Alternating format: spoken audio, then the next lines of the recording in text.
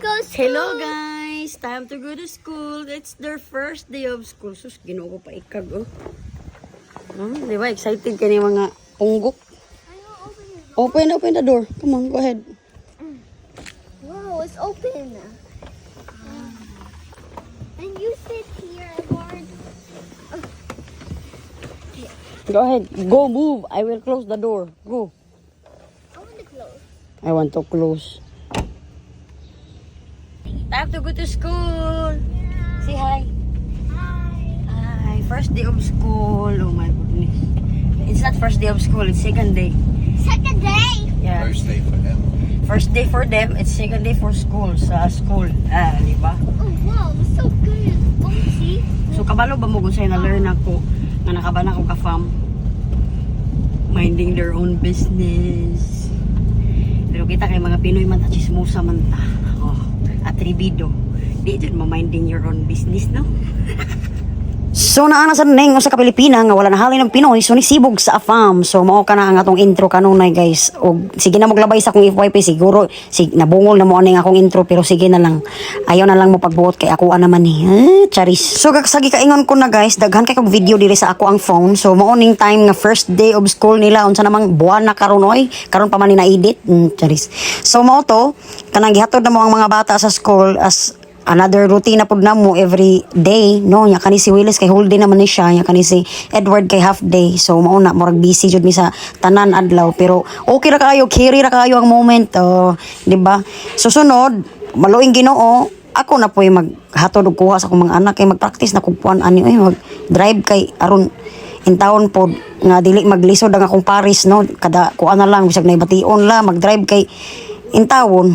So mo na niabot na mi sa school guys as usual sa permi na lang ni mo na lang nitong content permi kay wala man tay ma-content guys, no? O magsige pa tag travel kas pag kay kwarta so kani na lang sa atong matag adlaw na lang nga panggibuhaton. Please. Lagi. Upstairs. Come on, go. Go, you're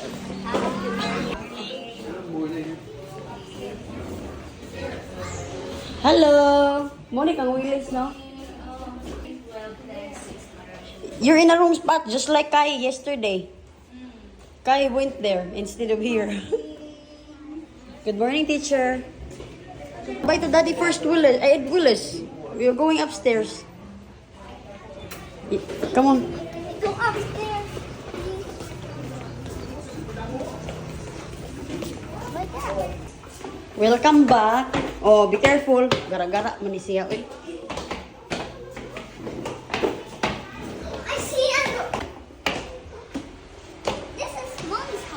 Mom's car, yeah. So nice.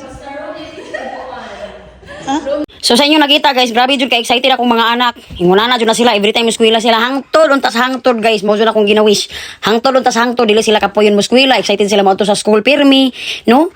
Nya maning kamot sila ba kay mao jud nay akong bugto nga ikahatag nila nga bahandi kanang ilahang knowledge ug ilahang mahuman puhon malong Ginoo. Karon nahimo na pug kong inahan. Mao na pud ni akong ginawish akong mga anak nga unta puhon malong Ginoo nga masitol sila, makahuman sila eskwela, makatrabaho sila. Kanang ingon anak ba kay nakarelate na jud ko nilang mamagpapa sa una. Sige sila kay paningkamot mo eskwela nya ako in town pa mo koy talent pa. Samat bugo-bugo pud ko sa English pud, wrong grammar pud pirmi nya. Unsa pa na diha, di ako gikuha kay caregiver. O daghan kay plano sa kinabuhi.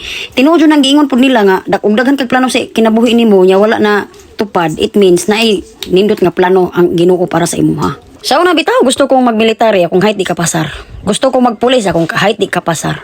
So asa ra man ko paingon ng taon ana. So wa koy kapaingnan kundi og unsay ako ang skills nga nahibaw-an kay wala pa ko na-eskwela caregiver. Nakaatiman akong pila ka mga idara na, no?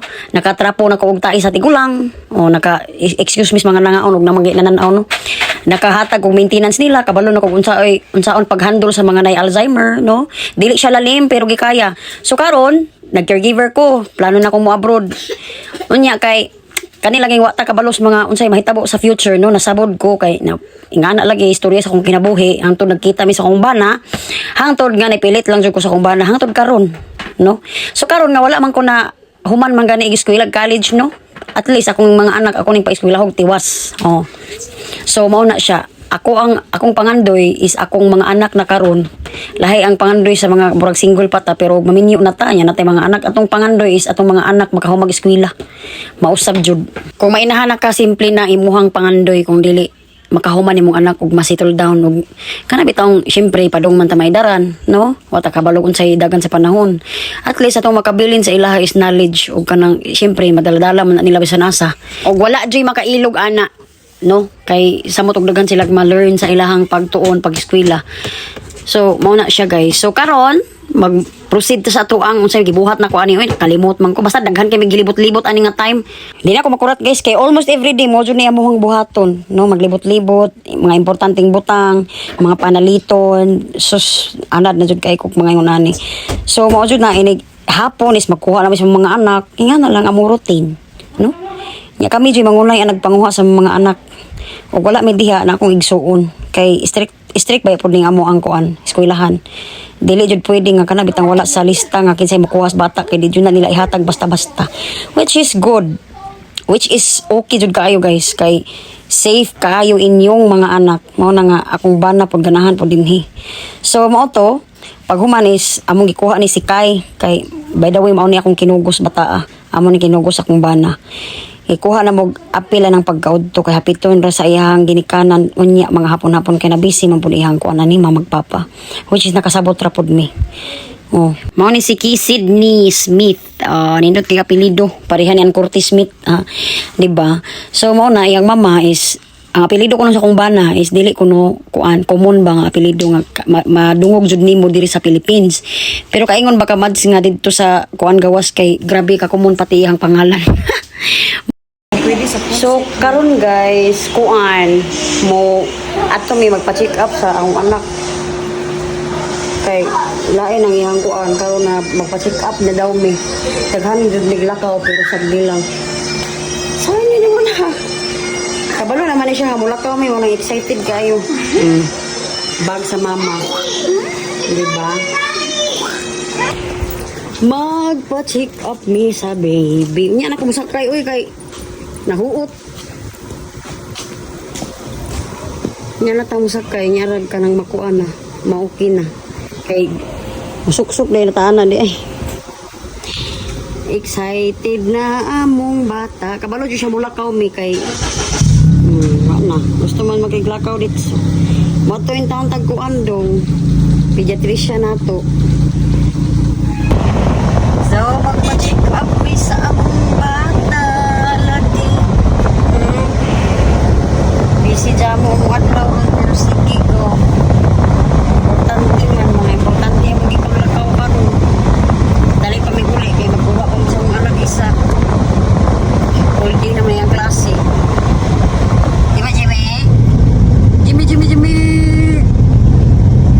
so kanis Jimmy guys among gipa-check up kay nakahuna na jud pa-check up in taon kay nabalaka nami kay daghan kay siya butoy-butoy oo mao di ay kay naa siya eczema ba to eczema basta kay inguna naman to kung nahinumduman oy nya according sa secretary sa doktor kani kuno nga eczema kuan kuno na siya kanang common ba kay every time kuno nga nahimo adto sa ilaha nga magpa-check up is ingon ana jud kuno kalabasan no so mao na gitagaan naman sa doktor og kanang ointment og cream ang katong kuan pod sabon sa ihang bath nga unsa ito ha kanang Cetaphil nga wash unya cream unya unsa pa to ointment and then maura kay ang problema kuno sa mga bata is kanang bitong tubig kay ilang iligo so dapat daw is kanang mineral ilahang iligo or binukal ba siguro basta kay kuan kanang limpyo jud siya nga pagkatubig kay mao nay problema ron sa mga bata so pag humana mo sa adtong clinic guys sa poblasyon is ni proceed na mikuha sa mga anak nga si Willis kay holiday naman siya in taon karon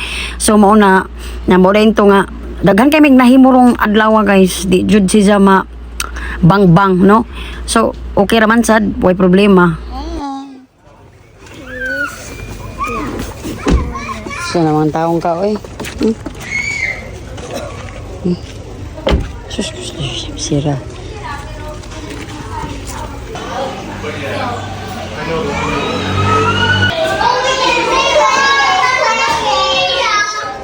Hi.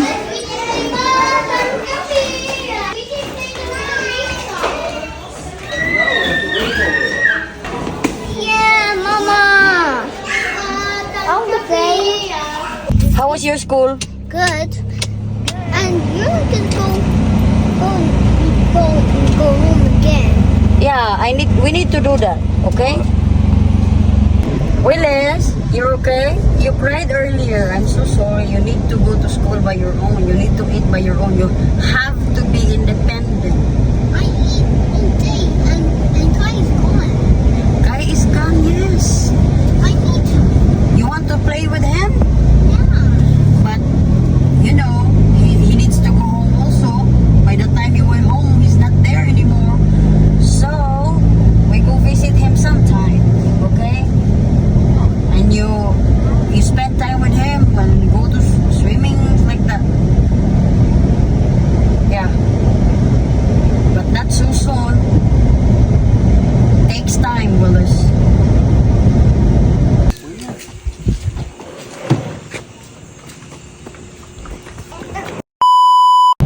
So lain pa yato guys ba, diri ra jud ka sa Pilipinas maka bate nga mag-English gani ka, mas narong grammar ka. Ila din ka sa wayon guys, no? Ila din kang kanang koreksyonan. Pero kabalo mo, unsay na-learn ako nga nakabana ko afam. Bisan pag wrong grammar ka, as long as naningkamot ka na appreciate kanila kay naningkamot man ka nga kuan sila ba communicate. Pero gani kitang mga Pinoy, mag-English ra ganit ta. Daga na kay saway. Mo nang ang uban nga gusto mag-practice, gusto mag-English, dili na raman mo padayon kay nga naman. Ang saway wala diri wala didto. English pud mura pud na angay, grammar ba. No. So, wala siya. Lisod kaayo diri sa Pilipinas. Ang hirap mong ipaglaban. Dili ko nagpuyo pero mura bag sakit ipaglaban. You okay? So that's what I'm going to share to you today. Thank you so much for watching, and I hope that if you like or love our videos, don't forget to click the subscribe, follow, and share. Thank you so much for watching, and God bless everyone.